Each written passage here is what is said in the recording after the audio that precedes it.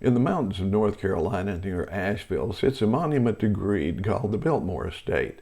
It's a 250-room mansion completed in 1895 by George Vanderbilt as a vacation chateau.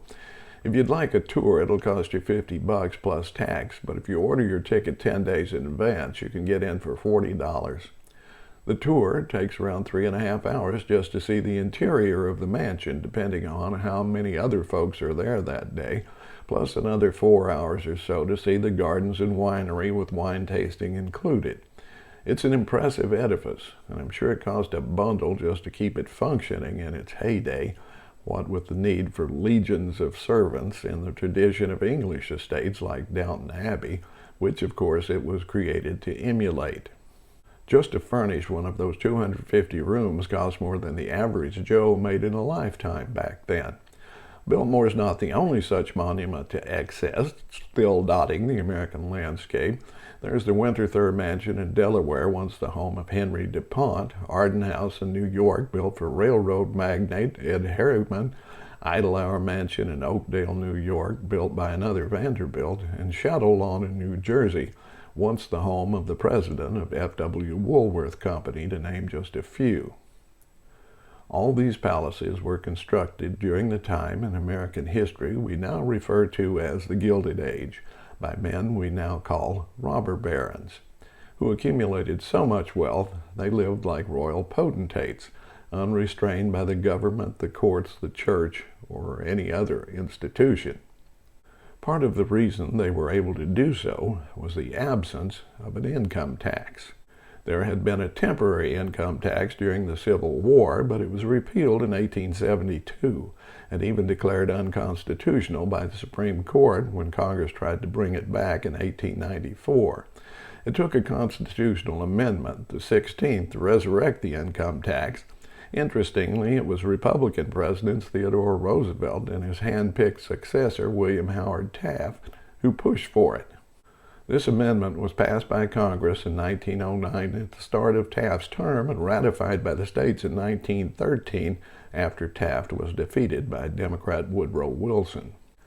At first, only those with an annual income of $3,000 were required to file a return. That's over $80,000 in today's dollars. With more funds needed to pay for the First World War, Congress raised the top tax rate to 77% in 1918, and when World War II came along, a special wartime surcharge was added.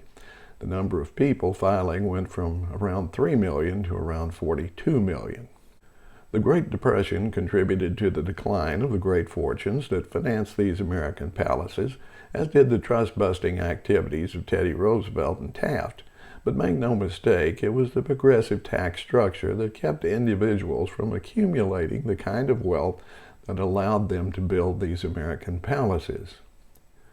This progressive tax structure stayed in place for the next 4 decades, and together with the ascendant rise of Union power, created by far the best time in the country's history for the common man.